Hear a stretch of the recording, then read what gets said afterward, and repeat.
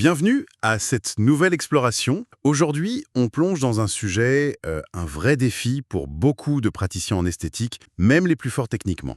Comment on transforme cette première consultation, parfois un peu tendue, en une vraie relation de confiance, avec un plan clair? C'est un art qu'on n'apprend pas vraiment à la fac. Tout à fait. Et c'est pile le sujet de notre source aujourd'hui, la masterclass du docteur Hari Massoudi. Alors lui, il a un parcours intéressant, biologiste moléculaire, il a bossé en médecine régénérative et maintenant il est consultant pour le secteur de la beauté. Sa formation, c'est Aesthetic Practice Alchemy, Converting Consultations to Confidence. L'alchimie de la pratique esthétique. Ouais, l'alchimie, c'est bien trouvé comme mot. Hmm. Notre but, donc, c'est d'aller chercher les clés de cette approche, décortiquer un peu ses stratégies de communication, de psychologie. L'idée, c'est pas d'apprendre à vendre un truc à tout prix, mais plus de voir comment créer ce lien authentique, devenir un guide, quoi. C'est exactement ça l'enjeu. Comment ces techniques qui s'appuient sur la science du comportement, la psychologie, peuvent aider une clinique à non seulement tenir le coup, mais vraiment se développer en cultivant ce lien si spécial qui se crée, ou pas, pendant la consultation. On va voir comment faire la différence par l'écoute, par la compréhension fine de ce que la personne en face attend vraiment. Bon alors, par où on commence? Le docteur Massoudi, il insiste beaucoup sur les toutes premières minutes, cette espèce de fondation invisible. Qu'est-ce qui se joue là pendant ces 180 premières secondes? Ah mais c'est crucial. Il explique que pendant ce temps très court, le patient il évalue pas tellement la compétence technique ça. Souvent, il la suppose acquise. D'accord. Ce qu'il évalue, c'est plutôt le risque relationnel. Inconsciemment, c'est est-ce que je peux faire confiance à cette personne? Avec mon visage, mes doutes, mes espoirs. C'est une évaluation très émotionnelle en fait au début. Et l'erreur classique, j'imagine, c'est de foncer tête baissée dans le questionnaire médical, la collecte d'infos brutes. Exactement. Comment on évite ça? Comment on lance cette danse psychologique complexe, comme il dit? Alors, une première technique, c'est ce qu'il nomme la connexion instantanée par le miroir subtil. L'idée, c'est de trouver très vite un point commun sincère, quelque chose qui n'a rien à voir avec le motif de la consultation, juste pour briser un peu la glace, faire tomber l'armure. Ah oui, il ne s'agit pas de fouiller la vie des gens, mais de rebondir sur une info qu'on a. Par exemple, il donne cet exemple du patient enseignant. Le praticien qui dirait un truc comme « Ah, j'ai vu sur votre fiche, vous êtes enseignant? Tiens, ma sœur aussi, elle me dit tout le temps que c'est « Waouh, passionnant mais intense ». Vous devez savoir de quoi je parle. C'est simple, mais est-ce que ça fait pas un peu forcé parfois? Tout est question de sincérité, de dosage. Faut pas que ça sonne faux, c'est sûr. S'il y a un truc évident, une passion, une profession, on peut l'utiliser, mais naturellement. Le but, c'est juste de montrer qu'on voit l'individu derrière le patient. D'accord, créer une détente. Et voilà, un sentiment d'être reconnu. Une autre technique pour démarrer, c'est d'utiliser ce qu'il appelle des vérités indiscutables. Des vérités indiscutables, c'est-à-dire, qu'est-ce que c'est? En gros, c'est pour créer ce que les psychologues appellent un élan de conformité, un compliance momentum. L'idée, c'est qu'en obtenant des petits oui dans la tête du patient sur des évidences, ça le rend psychologiquement plus ouvert pour la suite. On énonce des constats généraux, avec empathie sur l'expérience humaine, le temps qui passe, l'image de soi. Des trucs avec lesquels la personne peut que être d'accord, au fond. Donc, au lieu du classique, qu'est-ce qui vous amène? On pourrait essayer... Vous savez, ce que j'entends souvent, ces sentiments un peu particuliers, on se sent plein de vie à l'intérieur, et puis le miroir, il reflète plus tout à fait ça. Est-ce que ça vous dit quelque chose? Exactement ça. Ce genre d'ouverture, ça invite à un accord, même silencieux. Et ce premier accord, même tout petit, ça commence à créer un terrain d'entente, une sorte de partenariat psychologique. C'est la base pour construire la suite. Intéressant. Une fois qu'on a posé cette première pierre, comment on structure la suite? Pour guider la personne sans la brusquer. Le docteur Massoudi y propose un cadre en 4 étapes, inspiré apparemment de Milton Erickson, le grand nom de l'hypnothérapie. Oui, l'idée, c'est de suivre une sorte d'architecture psychologique pour amener le patient de l'incertitude vers une décision éclairée et sereine. La première étape de ce cadre, c'est fixer l'attention avec une accroche. Il faut bien voir que le patient, il arrive avec la tête pleine de trucs, le prix, la douleur possible, le jugement des autres, ses doutes. Oui, le bruit mental. Voilà. Il faut une phrase, une idée qui, hop, capte son attention à travers tout ça. Et comment on trouve une bonne accroche? Faut en avoir en stock pour chaque traitement? Dans l'idéal, oui. Développer des petites amorces de conversation spécifiques, un peu intrigantes. Par exemple,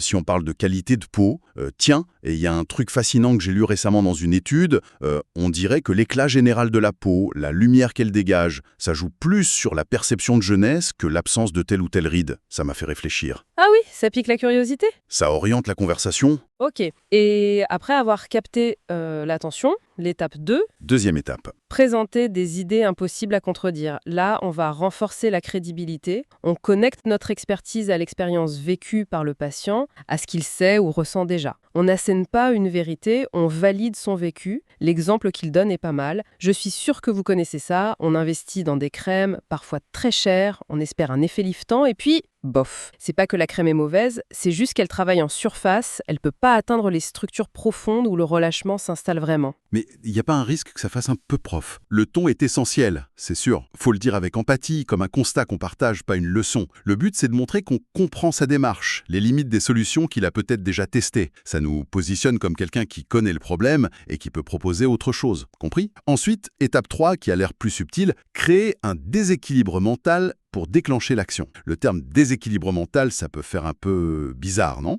Oui, le mot est peut-être fort. En fait, il s'agit d'introduire une info nouvelle, souvent un peu contre-intuitive, qui bouscule une idée reçue du patient. C'est ce qu'on appelle la dissonance cognitive. Ce petit inconfort intellectuel, ce « Ah, tiens, j'avais pas vu ça comme ça », ça crée une envie naturelle de résoudre cette tension. Et souvent, ça rend plus ouvert à une nouvelle solution. D'accord. Il faut identifier la principale idée fausse sur chaque traitement. Pour les fillers, les injections de comblement, par exemple, on pourrait dire beaucoup de gens pensent encore que les fillers, ça sert juste à remplir les rides, comme on rebouche un trou. Ça, c'était avant. Les produits nouvelle génération, les biostimulants, c'est complètement différent. Voyez ça plutôt comme un coach pour votre peau. Ils lui réapprennent à fabriquer son propre collagène. L'effet qu'on voit tout de suite, c'est une chose, mais la vraie magie, elle se passe dans les mois qui suivent. Ça peut créer un déclic, un moment « Ah !» mais on risque pas de perdre la personne si elle piche pas bien le nouveau concept. C'est là que la clarté, les analogies simples, c'est clé. Faut pas noyer la personne sous le jargon, juste ouvrir une perspective nouvelle et souvent plus intéressante. Et ça nous amène tout droit à la 4e et dernière étape. Qui est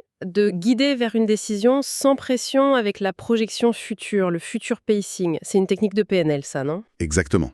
Ça consiste à aider la personne à se projeter mentalement dans l'état désiré après le traitement et surtout à ressentir les bénéfices émotionnels. Donc on pourrait poser une question du genre « Imaginons juste un instant, on est dans 6 mois, vous avez ce résultat, frais, reposé dont on parlait. Vous vous voyez dans un miroir, un peu par hasard. C'est quoi la première sensation, la première émotion qui monte ?» Mais la ligne est fine, non? Entre aider à visualiser et manipuler un peu. La différence, elle est dans l'intention, dans l'éthique. Le but, c'est pas de forcer la main, c'est d'aider le patient à vérifier si le résultat potentiel correspond vraiment à ce qu'il cherche au fond. C'est une exploration ensemble de l'objectif émotionnel. D'accord. Si la personne se projette et que ça lui parle, que ça résonne positivement, la décision devient plus facile, plus alignée. Si ça ne lui fait rien, c'est peut-être pas le bon traitement ou pas le bon moment. C'est plus clair comme ça. Au-delà de ce cadre en 4 temps, Dr Massoudi parle d'un truc assez fascinant, le replay de décision. L'idée que chacun aurait sa propre recette, inconsciente, pour prendre des décisions importantes. Oui, c'est un concept fort, ça. Plutôt que d'appliquer, nous, le praticien, une logique standard, genre besoin, solution, prix, décision, il suggère de découvrir le schéma de décision personnel du patient. Comment cette personne-là, spécifiquement, elle se convainc elle-même quand elle fait un choix important. Juste par curiosité, quand vous repensez à un investissement récent pour vous-même, quelque chose qui vous a vraiment plu au final, qu'est-ce qui, dans votre démarche, vous a donné cette certitude que c'était la bonne chose à faire pour vous? Et là, faut écouter hyper attentivement. Pas seulement ce que la personne dit, mais aussi l'ordre dans lequel elle le dit. C'est ça son ADN décisionnel? Exactement l'idée. Si la personne répond, par exemple, d'abord, j'ai eu besoin de voir du concret, des photos avant-après. Ensuite, fallait que le courant passe bien, que je me sente en confiance. Et puis après, fallait que je vois comment ça allait rentrer dans ma vie sans que ce soit compliqué. Ok,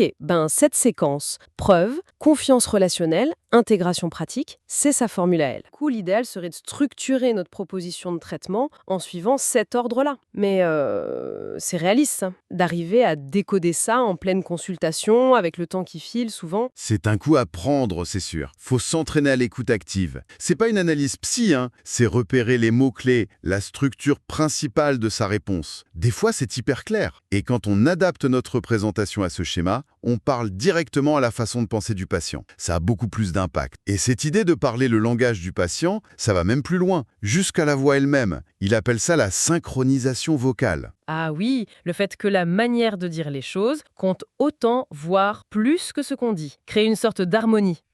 Une sorte de rapport vocal. Il mentionne plusieurs choses, le rythme, la cadence, s'adapter un peu à la vitesse de parole de la personne. Si elle parle posément, on ralentit un peu, si elle est très vive, on accélère un peu. Le volume aussi. Oui, moduler sa voix. Par exemple, baisser un peu le ton pour une explication technique ou un point plus personnel, ça crée une forme d'intimité, de connivence. Et surtout, le vocabulaire. Ça, c'est un point qui revient souvent. Utiliser les mots exacts du patient. S'il parle de ses yeux fatigués ou de vouloir avoir l'air frais. Faut reprendre ces mots-là. Exactement. Pas les traduire en atteinte périorbitaire ou aspéragénie. C'est tellement plus fort de rester dans son monde à lui. Ses mots, ses émotions. Absolument. Le jargon médical, ça met une distance. Reprendre les mots du patient, ça crée du lien. Ça montre qu'on a vraiment entendu sa préoccupation, telle qu'il la vit. Pareil pour les métaphores. Si le patient dit qu'il a la peau terne, On peut filer l'image. voilà. Notre but, ça va être de rallumer la lumière de votre peau, de retrouver cet éclat intérieur. Ok, passons à un point chaud, les objections. Le fameux « c'est trop cher »,« j'ai peur du résultat »,«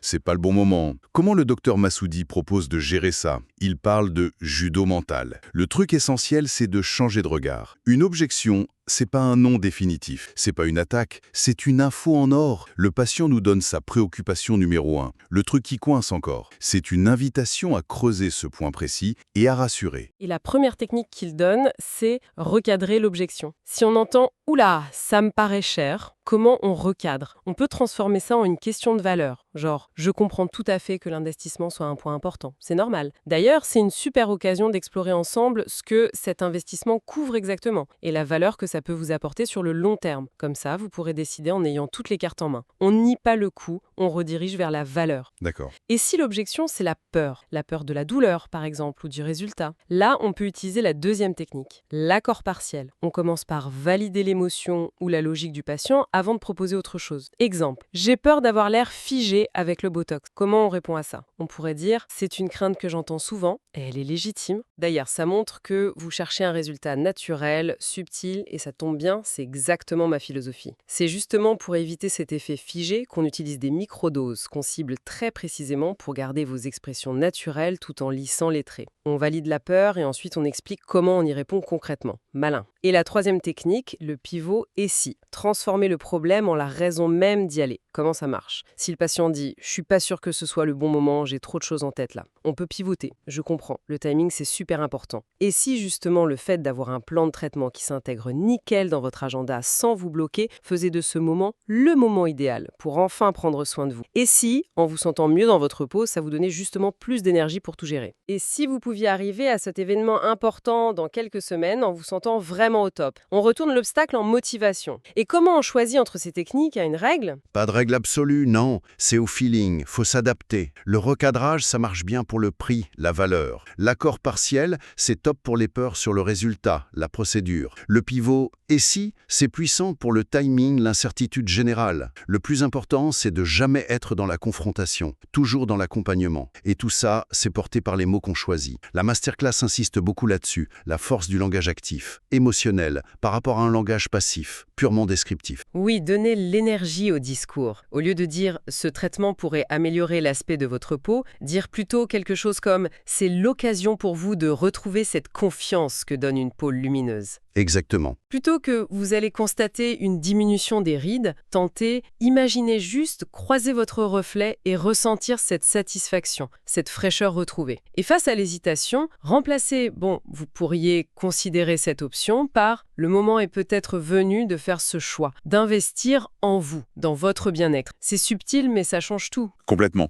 Et une dernière technique psychologique qu'il aborde, c'est celle de l'ensemble de oui, le yes set en anglais. C'est un grand classique, ça. Ah oui, expliquez-nous un peu le principe. Ça repose sur notre besoin de cohérence. Une fois qu'on a dit oui à plusieurs petites choses qui sont en accord avec nos valeurs, nos désirs, ça devient psychologiquement plus facile de dire oui à une proposition plus importante qui va dans le même sens. Ça crée un élan d'accord, en fait. Concrètement, ça veut dire qu'avant de présenter le plan de traitement final, le devis, on poserait une série de questions fermées où la réponse est logiquement oui, c'est ça l'idée. Oui. Par exemple, Si je résumais bien, vous êtes ici aujourd'hui parce que vous avez envie d'explorer des solutions pour vous sentir plus en phase avec votre image, c'est bien ça? oui, C'est ça l'idée, par c'est exemple. ça l'idée, par exemple. Et pour vous, c'est important d'avoir des résultats naturels qui vous ressemblent, surtout pas quelque chose d'artificiel. Oui, C'est ça l'idée, pareil. Et vous cherchez quelqu'un qui comprenne vraiment ce que vous voulez et qui ait l'expertise pour y arriver en toute sécurité. Oui. Combien de questions comme ça? Faut pas que ça fasse interrogatoire non plus. non, bien sûr. 3 ou 4 questions bien choisies, ça suffit souvent. Le but, c'est pas de manipuler, hein, c'est de vérifier qu'on est bien sur la même longueur d'onde et de renforcer positivement l'engagement de la personne dans sa propre démarche avant de parler solutions concrètes. D'accord. Du coup, quand la recommandation arrive, elle s'inscrit tout naturellement dans cette suite de oui. Finalement, si on essaie de résumer un peu l'esprit de cette masterclass du docteur Massoudi, le message clé, c'est qu'une consultation réussie en esthétique, c'est pas juste une vente. C'est le début d'une transformation qu'on accompagne. C'est tout à fait ça. Il s'agit moins de vendre des produits ou des séances que d'accompagner la personne sur un chemin vers plus de confiance, vers une libération par rapport à certaines insécurités. Et ces outils de communication, qui s'appuient sur une vraie compréhension de la psychologie humaine, ils servent cet objectif, connecter et accompagner. Avec éthique. Et pour les praticiens, maîtriser ces compétences relationnelles, ça n'enlève rien à leur expertise médicale, au contraire. Ah non, ça l'enrichit. Ça la rend plus humaine, plus impactante. C'est ça qui fait que des patients satisfaits deviennent de vrais ambassadeurs. Ceux qui parlent de leur expérience avec des étoiles dans les yeux parce qu'ils se sont sentis vraiment écoutés, compris, respectés. C'est sans doute là la vraie alchimie dont ils parlent. Transformer une compétence technique pointue en une expérience humaine qui marque positivement. C'est comme ça qu'on bâtit une réputation solide et une pratique qui tourne bien sur le long terme. Exactement. Et pour finir, peut-être une petite question à laisser mûrir. Si on repense à la dernière fois où on a fait vraiment confiance en un expert pour une décision importante pour soi, c'était quoi le déclic? La preuve technique, le feeling, la connexion, la vision claire de l'avenir? Et comment on pourrait consciemment utiliser ce même levier lors de notre prochaine consultation pour créer ce lien de confiance profond avec la personne en face de nous?